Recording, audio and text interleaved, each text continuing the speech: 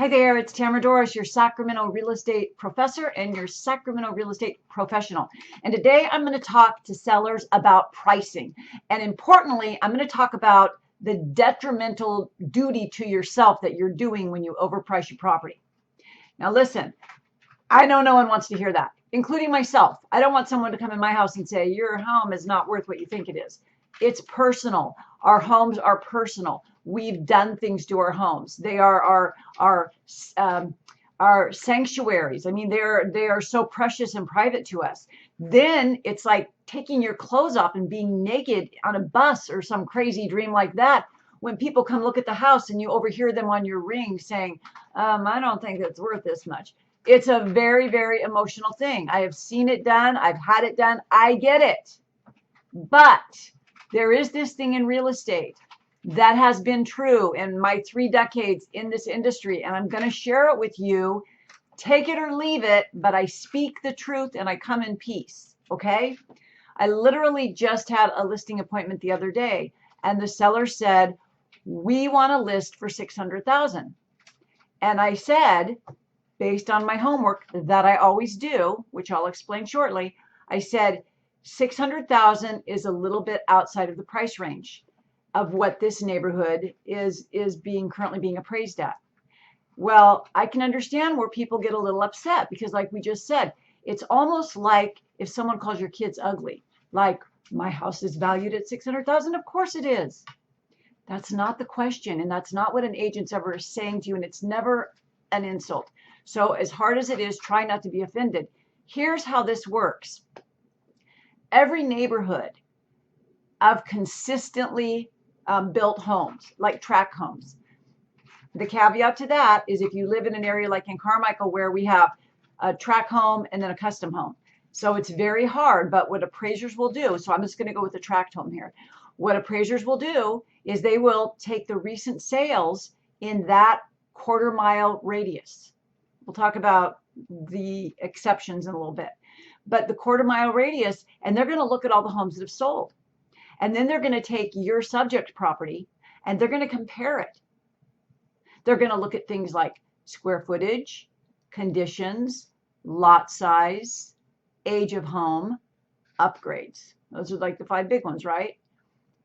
And then they're going to devise a price based on that. Appraisers will do 2 different things. They'll do a cost analysis and a market analysis. So what does it cost to replace the home and what is the current market value? Guess what? Lenders don't care about the cost. Lenders are only going to look at the market value. So that's what it's got to be based on. Now, an appraiser, you have to remember the mind of an appraiser. Their job is to make sure that for the lender, they're telling the lender, this is the current value, not worth. I don't like that. Value of this home in this current market for this current neighborhood.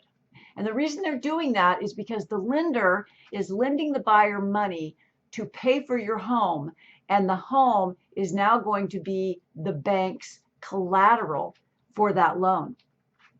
So the bank needs to know that for some reason, if those buyers default and don't make their mortgage payment, the bank is going to be able to take that home back in foreclosure and sell it to repay the loan. And of course they want to make a profit. There's nothing wrong. I mean, yeah, there's a lot of crooks out there, but there's nothing wrong with making a profit. We live in a capitalistic country. We are able to make profits. Now, ripping people off, whole different story. We're talking here just about making a profit. So you can't blame a bank for wanting to make sure that the home is its current market value. I mean, look at what happened in 2008. That was not a pretty picture.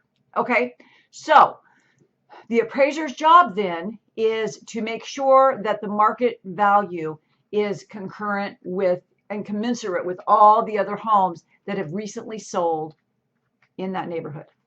Okay, so I go to a listing appointment and I've done my homework. My homework consists of pulling up I pull up your tax record and I look at, what I need to know about your house, lot size, age, square footage. I count on you or my own eyes to tell me about upgrades and so forth. Before I even sit at your kitchen table, which I hope you'll invite me to sit at, I look at all the comps.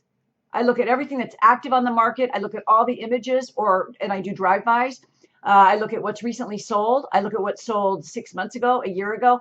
I want to really know that market inside and out, because I don't want to knock on your door until I know that market inside and out. And I think it's a crying shame when agents will say, "Oh, I'll show you a house in the Bay Area because I have my license. I can do that." But do you know the area? Are you a market expert? So think about that when you're hiring an agent. Anyway, that was a side note. So here we are, and I've looked at this information, and I've done my homework, and I know my business. So I say, this is not a $600,000 neighborhood. Well, they may say, well, then forget it, Tamara. I don't care how nice you are in your videos. We're not going to work with you.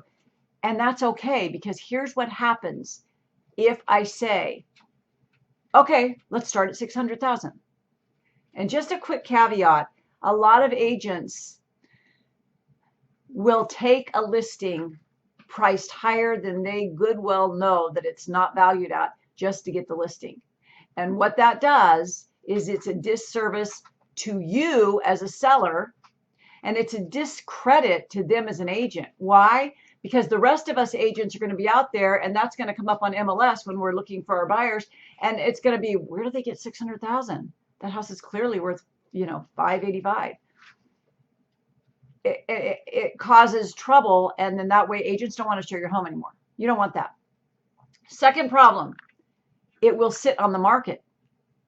People will, when it's a new listing, they may, okay, let's go look. It's a little high, but let's go look. So you'll probably get some lower ball offers, maybe, or you just don't get any offers at all. Because what I have seen when I've overpriced homes, and we've all done it, we're all guilty of it. But what I have seen is that nobody will come look, because it's like, oh, this seller maybe not being reasonable. So how reasonable are they going to be on terms and everything else? So I have really literally seen people not come look at listings, and I have not shown listings if they were so too far out of the ballpark. Okay. The third thing that can happen that we don't want to happen to you is that it will sit on the market and become a stale listing. We're talking Kmart special. Nobody wants a listing that's been on the market for a long time. The first question out of anyone's mouth, from agent to lender to buyer, is going to be, what's wrong with it? It sit on the market for 60 days. What's the matter with that house? That's what we think, because in this market, homes are not sitting. And I'm talking about in this market over the last years, right? It's been a long time since homes have sit on the market, a long time in the Sacramento region. We don't have listings sit in the market a long time unless there's something wrong with them, or they're seriously overpriced. Seriously overpriced. And it's funny because I get how sellers think. If I were a seller, I would think the same way. And that is, well, if I price it over, people can just offer a lower price and then we can negotiate. It doesn't work like that. You would think it would. Common sense would tell us that it works like that, but it doesn't work like that. Why? Who knows? I think a lot of it is what I just said. People think that if I look at this house, maybe the seller's not being reasonable because they're already outside of the market.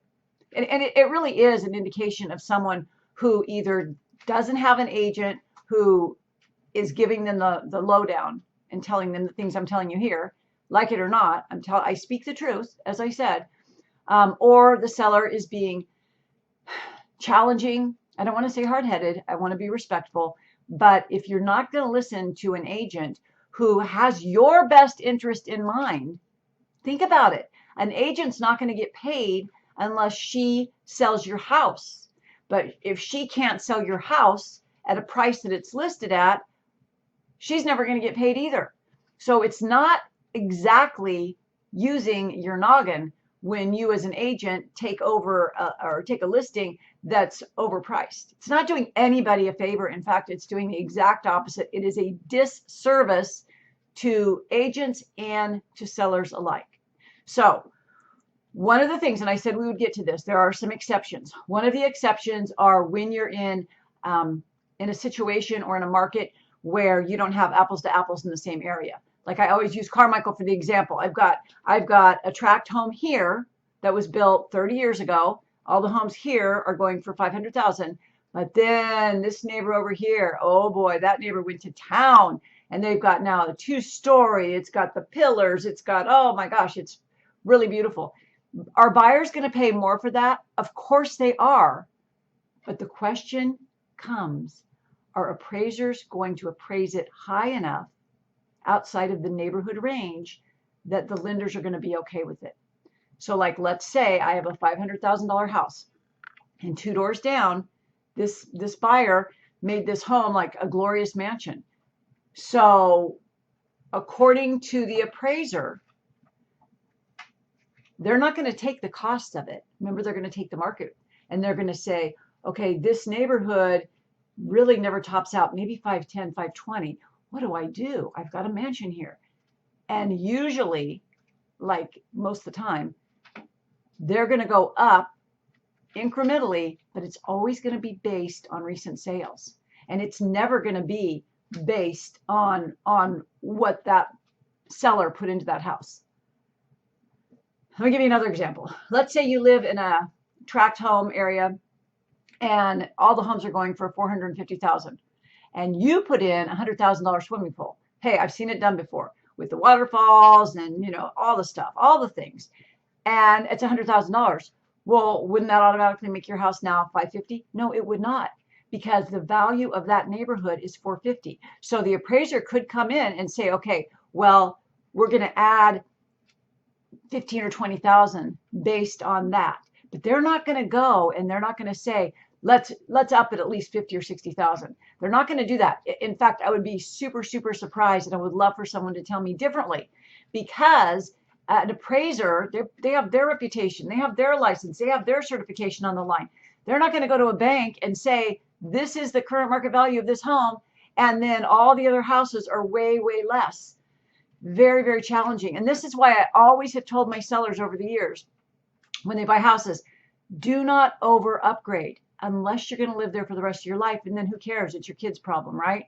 But if you're not going to live there for the rest of your life and you do all these grand upgrades that you're never going to get a return on investment, maybe not the best thing to do. And, you know, and I'm fine with saying, well, I just want to be comfortable, so I want that $100,000 pool. Cool, get it. Just don't get mad if and when you go to sell that house that you're not going to get that return on investment for all that you invested. Does that make sense? So the bottom line, my friends, is that when you're going to list your home, please make sure that you're working with an agent who is experienced in your market share, really, really knows what she's talking about, and have some compromise and open-mindedness about the price. Listen, I get paid on you having a high price. I want you. I would love it if your house was like $1 million. That's what I get paid on, based on a percentage of that. But you're my first priority. And so I don't want you to have a stale listing that sits on the market for a long time. And I don't want you to have a listing that nobody's going to want to come look at because it's overpriced. So I'm not doing you any favors if I do that. So trust to a certain extent. And if you want a second opinion, get a second opinion. But the proof is in the pudding. The proof is in the pudding, and the pudding in this case is always going to be on homes that have recently sold in that area. I hope that helps.